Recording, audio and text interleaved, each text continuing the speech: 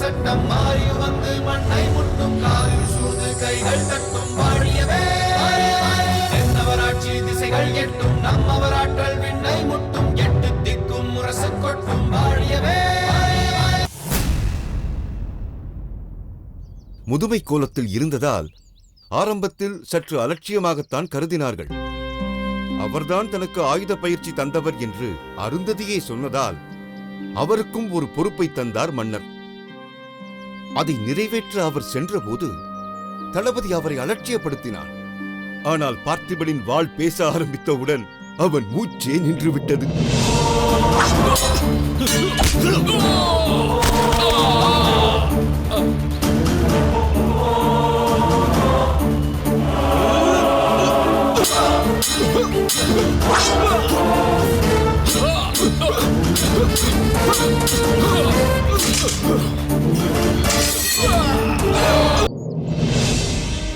ஆஹா, கேட்க கேட்க வியப்பாக இருக்கிறது.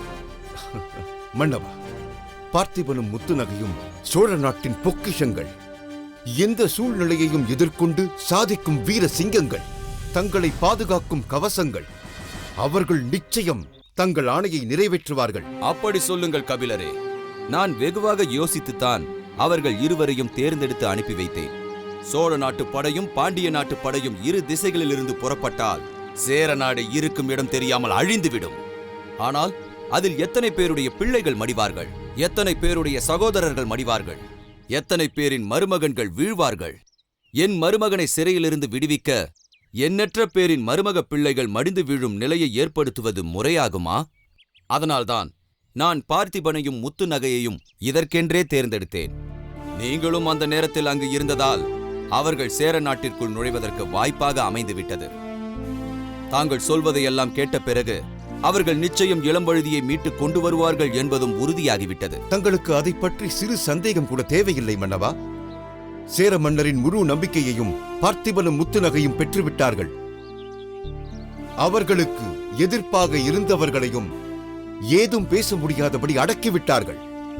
இருங்கோவேள் என்னும் கொடியவனையே தனி ஒருத்தியாக நின்று சாமர்த்தியமாக பழிவாங்கிய முத்துநகைக்கு சேர மன்னரிடம் இருந்து இளம்பழுதியை மீட்டு வருவதொன்றும் இயலாத காரியமா என்ன? அத்தோடு இப்போது பார்த்திபனும் துணையாக இருப்பதால் அவர்கள் அதை எளிதாக சாதிப்பார்கள். எத்தகைய இடையூறுகள் வந்தாலும் அதை உடைத்தெறிந்து தங்கள் லட்சியத்தை நிறைவேற்றுவார்கள். பொருத்தமாக சொன்னீர்கள் கபிலரே. புயல் காற்றும் பிரளய வெள்ளமும் ஒன்றிணைந்தால் பூமியையே புரட்டும் எனும்போது சோழ நாட்டிலிருந்து சென்றிருக்கும் புயலும் மழையும் சேர நாட்டிலிருந்து ஒருவனை மீட்டு வரவா முடியாது? என் கண்மணிகள் இருவரும் எனது இரு கரங்களாக செயல்பட்டு வெற்றி காண்பார்கள். அதுவரை நாம் பொறுமையாகவே இருப்போம்.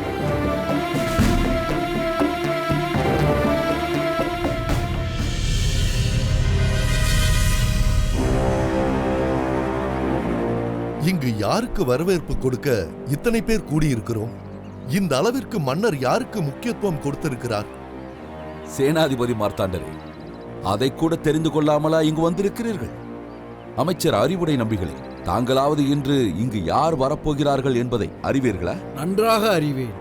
இன்று வருகை புரிபவரை பற்றி சோழ நாட்டிலிருந்து மடல் வந்தபோது நான் மன்னருக்கு அருகில்தான் இருந்தேன். ஓ, சோழ நாட்டை சேர்ந்த ஒருவர் வருகிறார் என்பதால் தான் மன்னர் இந்த ஏற்பாட்டை செய்திருக்கிறாரா? என்ன இருந்தாலும் சம்பந்தி நாடல்லவா, அதனால்தான் இந்த அளவிற்கு முக்கியத்துவம் தந்திருக்கிறார். தந்தையே, என்ன இதெல்லாம்? பேசாமல் இரு செழியா.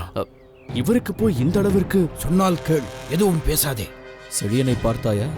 சோழ நாட்டிலிருந்து வருபவர் எனக்கு மிகவும் வேண்டியவர் என்பதால் தவிக்கிறான். பாண்டிய மன்னரிடம் அவர் உன்னை பற்றி சொல்லி உனது செல்வாக்கு மேலோக்கிவிடும் என்று நினைக்கிறான் போல் தெரிகிறது. பறையொலி கேட்கிறது. மங்கம்மாதேவியார் வந்துவிட்டார் என நினைக்கிறேன். வாருங்கள், சீக்கிரம் போ, வாருங்கள்.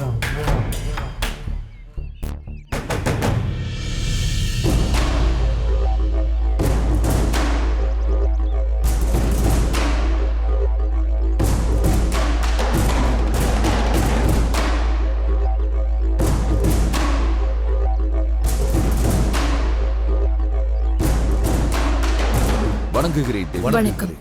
வாருங்கள் வாருங்கள். பாண்டிய நாட்டின் தலைநகருக்கு வருகை புரியும் தங்களை நாங்கள் இணைந்து வரவேற்பதில் மகிழ்ச்சி அடைகிறோம்.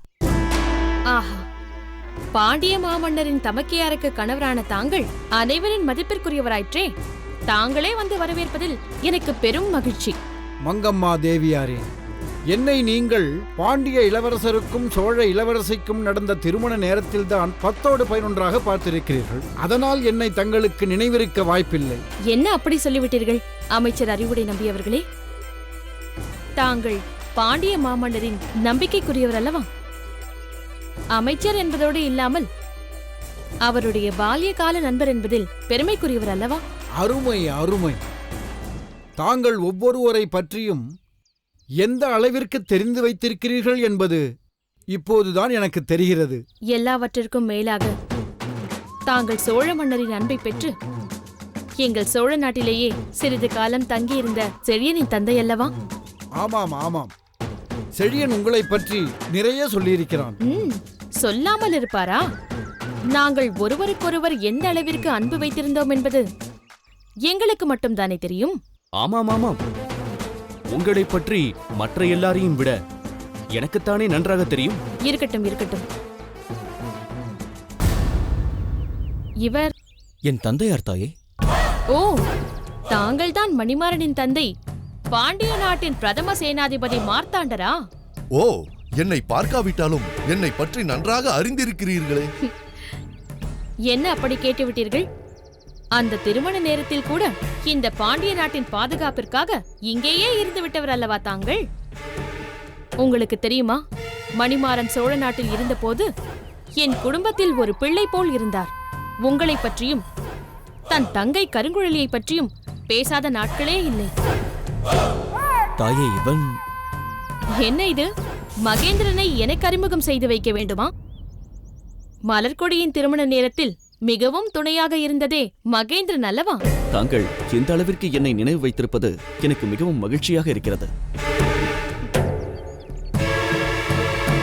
தாயே, இங்குள்ள அனைவரையும் தங்களுக்கு தெரியும். தெரியாதவர்களை நாங்கள் அறிமுகப்படுத்திவிட்டோம். தங்களுடன் வந்திருப்பவரை தாங்கள் இன்னும் அறிமுகப்படுத்தவில்லையே. இவள்தான் எனக்கு எல்லாம். இவள் பெயர் மாதுரி.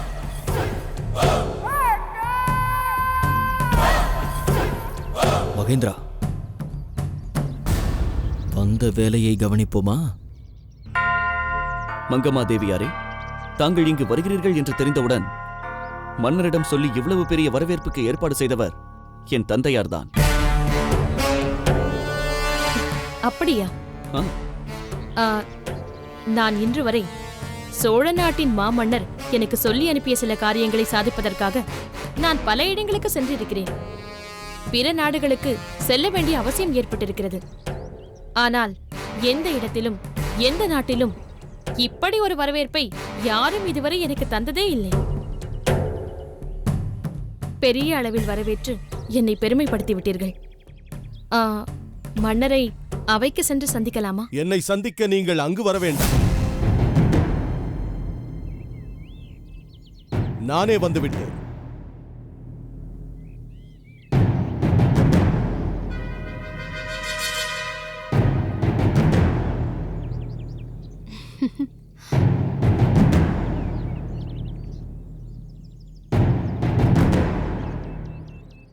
என்ன எல்லோரும் இப்படி பார்க்கிறீர்கள்? இவர் யார்? சோழ மாமன்னர் கரிகால் பெருவளத்தாரின் தங்கை அல்லவா? அந்த வகையில் எனக்கு சம்மந்தி அல்லவா? அதனால்தான் உங்களை எல்லாம் அனுப்பிவிட்டு நானும் புறப்பட்டேன். அதற்குள் பஞ்சவன்மாதேவிக்கு ஏதோ பாதிப்பு, மன்னர் உடனே வந்தால் நல்லது என்று செய்தி வந்தது. அங்கு சென்று பஞ்சவன்மாதேவியை பார்த்துவிட்டு வருவதற்கு சற்று தாமதமாகிவிட்டது. மாமன்னரின் பிரதிநிதியாக பாண்டிமா தேவியாரை பார்த்து நலம் விசாரிப்பதற்காகத்தானே நான் வந்தேன். இப்பொழுதே போய் அவரை பார்க்கலாம் அல்லவா? ராஜ வைத்தியர் பஞ்சவன்மாதேவியை உறங்கச் செய்திருக்கிறார். நீங்களும் வெகு தூரத்திலிருந்து நீண்ட பயணம் செய்து வந்திருக்கிறீர்கள். சிறிது நேரம் ஓய்வெடுத்துக் கொண்டு பிறகு அங்கு வரலாம். சோழ நாட்டில் மாமன்னர் கரிகாலர் நலமாகத்தானே இருக்கிறார்? நலமாக இருப்பதைப் போல் காண்பித்துக் கொள்கிறார். ஆனால் அவர் மனதிற்குள் இருக்கும் வேதனை எனக்கு மட்டும் தானே தெரியும். ஒவ்வொருவரும் தங்களின் மனசங்கடத்தை மறைத்துக் கொண்டுதான் இருக்க வேண்டியுள்ளது, இல்லையா? இருக்கட்டும் இருக்கட்டும், அதை பற்றியெல்லாம் இப்படி கோட்டை வாசலில் நின்று பேச வேண்டியதில்லை. உள்ளே சென்று பேசுவோம். முதலில் நீங்கள் சற்று ஓய்வெடுத்துக் கொள்ளுங்கள். மணிமாறா, நீதானே இவருக்கு மிகவும் நெருக்கமானவன். அதனால் நீயே இவர்களை அழைத்துச் சென்று தங்குவதற்குரிய ஏற்பாடுகளை செய். ஆணை மன்னவா. செழியா, மங்கம்மா தேவியார் இங்கிருக்கும் வரை அவருக்கு எவராலும் எந்த பிரச்சனையும் ஏற்படாமல் பாதுகாக்கும் பொறுப்பை உன்னிடம் தருகிறேன். அப்படியே செய்கிறேன் மன்னவா. மகேந்திரா, மங்கம்மா தேவியாருடன் வந்திருக்கும் அவரது தோழியை அழைத்துச் சென்று உரிய முறையில் தங்க வைக்கும் பொறுப்பை உன்னிடம் தருகிறேன்.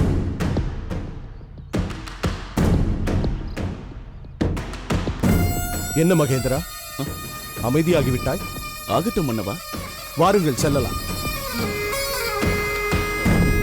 தந்தையே. என்ன செழியா? மன்னருக்கு என்னவாயிற்று? மங்கம்மா தேவியார் பற்றி அவருக்கு தெரியாதா? எதற்கு இவ்வளவு ஆர்ப்பாட்டம்? மைந்தா, விவேகம் உள்ளவனை ஒரு முறை வணங்கினால் போதும். விவகாரம் பிடித்தவனை ஒரு முறைக்கு இருமுறை வணங்குவது போல் பாவனையாவது செய்ய வேண்டும். இல்லாவிட்டால் இவன் வணங்கினானா இல்லையா என்று ஒரு விவகாரத்தை தொடங்கி விடுவான். மங்கம்மா விஷயமும் அப்படித்தான். நாம் இதையெல்லாம் பொருட்படுத்தக்கூடாது. வா, போகலாம்.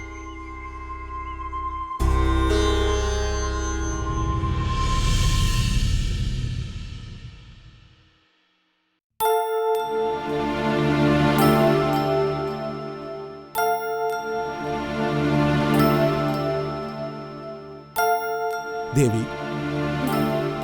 தேவி,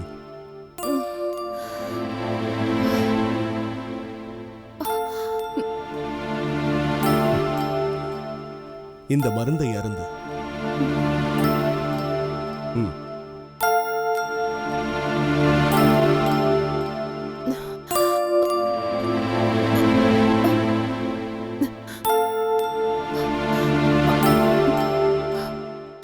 இன்னும் கொஞ்சம் தான்.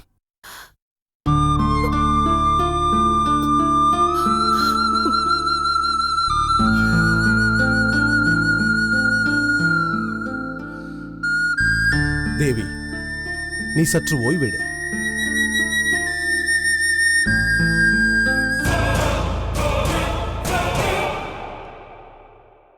தேவி, மங்கம்மா வருகிறார்.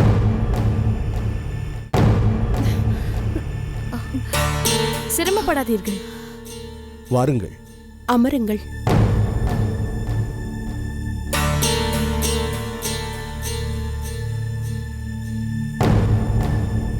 மகாராணியாரை இப்படி பார்ப்பதற்கு மனதிற்கு சங்கடமாக இருக்கிறது. எப்படி இருந்த நீங்கள் இப்படி இழைத்து விட்டீர்களே. மன்னவா, மகாராணியருக்கு என்னவாயிற்று? என்னவென்று சொல்வது? மகனை பிரிந்த கவலையில் சரிவர உணவு எடுத்துக் கொள்ளவில்லை. வேலை பளு காரணமாக நானும் அதை கவனிக்க தவறிவிட்டேன். தன் உடல் நலத்தை அவரே கெடுத்துக் கொண்டார். மகாராணியாரே, தாங்கள் எத்தகைய ஒரு சுறுசுறுப்போடு இருப்பீர்கள். சக்கரமாய் சுற்றி சுழன்று எத்தனை வேகமாய் உங்கள் பணிகளை கவனிப்பீர்கள். அப்படிப்பட்ட உங்களை இப்படியானதொரு நிலையில் பார்ப்பதற்கு எனக்கு மிகவும் வேதனையாக இருக்கிறது. மங்கம்மா தேவியாரே, என்னை விடுங்கள். எனக்கு என்ன குறை? என்னை பார்த்துக் கொள்வதற்கும் என் தேவைகளை கவனித்துக் கொள்வதற்கும் என்னை சுற்றி நிறைய பேர் இருக்கின்றார்கள். ஆனால் என் மகன் இளம் வழுதியை பார்த்துக் கொள்வதற்கு யார் இருக்கிறார்கள்? தேவி, உனக்கு எத்தனை முறை சொல்லியிருக்கிறேன், சேர மன்னர் நம் மகனை சிறைப்படுத்தவில்லை. தன் அரண்மனை வளாகத்துக்குள்ளேயே காவலில் வைத்திருக்கிறார். ஒரு இளவரசனுக்குரிய சகல வசதிகளும் மரியாதைகளும் அவனுக்கு அங்கே தரப்படுகின்றது. நீ எதற்காக சதா அவனை பற்றியே கவலைப்பட்டுக் கொண்டிருக்கிறாய்? எப்படி நான் கவலைப்படாமல் இருக்க முடியும்? நான் அவன் தாயாயிற்றே. இளம் வழுதியை மார்பிலேயும் தோளிலேயும் தூக்கி வளர்த்தவள் நான் தானே. அவன் நிலைமையை நினைத்து எப்படி வேதனைப்படாமல் இருக்க முடியும்? யார் கண்பட்டதும் இன்று என் மகனுக்கு இப்படி ஒரு நிலைமை வந்துவிட்டது. நீங்கள் சொல்வது முற்றிலும் உண்மையானதொரு வார்த்தை. நமக்கு வேண்டாதவர் கண் நம்மீது பட்டாலோ, வேண்டியவராகவே இருந்தும் அவர்களுடைய ஆசை சரியில்லாமல் போனாலோ அது நம்மை பாதித்து விடுகிறது. உங்கள் குடும்பத்திற்கு இப்போது வந்திருக்கும் சோதனை அப்படி ஒரு ராசி இல்லாதவளால் தான் வந்திருக்கிறது. நீ என்ன சொல்கின்றாய் மங்கம்மா? யாரை குறிப்பிடுகின்றாய்? அது தன்னுடைய மோசமான ராசியினால்தான். சிறுமியாக இருக்கும் போதே தன் தாய் தந்தை இருவரையும் ஒரு சேர இழந்து தற்போது தன் கணவனையும் இழந்தும் இழக்காமலும் நிற்கும் உங்கள் அருமை மருமகள் மலர்கொடியை பற்றித்தான் சொல்கிறேன்.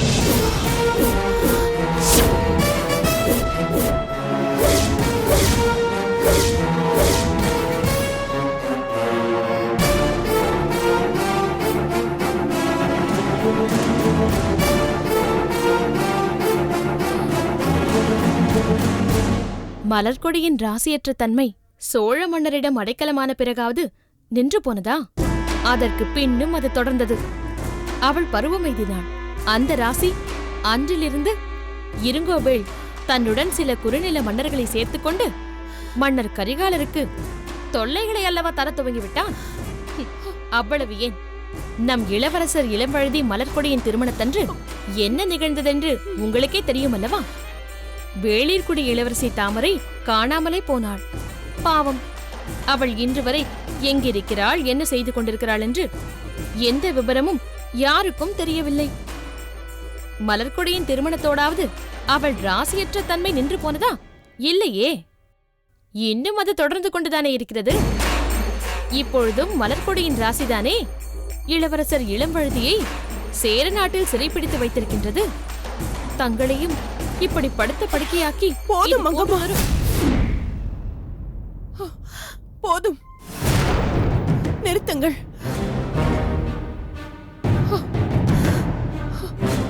தேவி, என்னவாயிற்று? எனக்கு ஒன்றுமில்லை பிரபு, ஒன்றுமில்லை.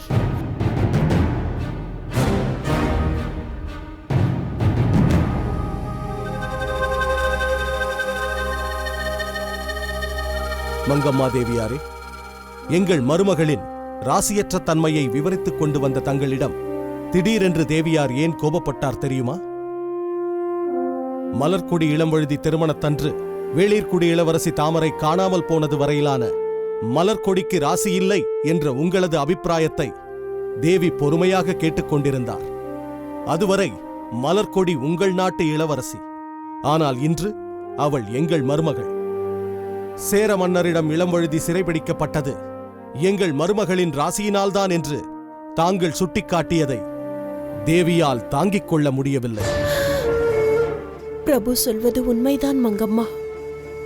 என் மகன் இளம்வழுதியை பற்றி உனக்கு தெரியுமா? மலர்கொடியுடனான தன் திருமணத்திற்கு முன்பிருந்தே அவன் அந்த தாமரையை ஒரு தலையாக காதலித்தான். அந்த தாமரையின் காதலை பெறுவதற்காக அவன் தன் நோக்கத்திற்காக ஏதேதோ செய்து கொண்டிருந்தான். இளம்வழுதியின் மீது காதல் இல்லை என்று அந்த தாமரையே சொன்ன பிறகும் அவளை அவனால் மறக்க முடியவில்லை. வேளிர்குடி இளவரசியான தாமரையின் மீது அவன் கொண்டிருந்த அந்த ஒருதலை காதலை மறக்க சொல்லி அவனுக்கு தாயாகிய நான் கூறினேன். தந்தையாகிய பிரபு கூறினார். அவ்வளவு ஏன், மன்னர் கரிகாலரும் தனிப்பட்ட முறையில் கூறினார். யாருடைய பேச்சையாவது அவன் கேட்டானா? தான் கண்டதே காட்சி, தான் கொண்டதே கோலம் என்றல்லவா சுற்றி கொண்டிருந்தான். பித்து பிடித்தவன் போல் தாமரையின் நினைவாகவே தான் என்ன செய்கின்றோம், ஏது செய்கின்றோம் என்பது கூட தெரியாமல் அலைந்து திரிந்து கொண்டிருந்தவனை தன் அன்பால், பரிவால், பொறுமையால் அவனை மெல்ல மெல்ல மாற்றி தன் பாதைக்கு திருப்பி எங்கள் மகன் இளம்வழுதியை நல் வழிப்படுத்திய எங்கள் மருமகள் மலர்கொடி உனக்கு வேண்டுமானால் ராசியற்றவளாக இருக்கலாம். ஆனால் எங்களுக்கு அவள் ராசியானவள்தான்.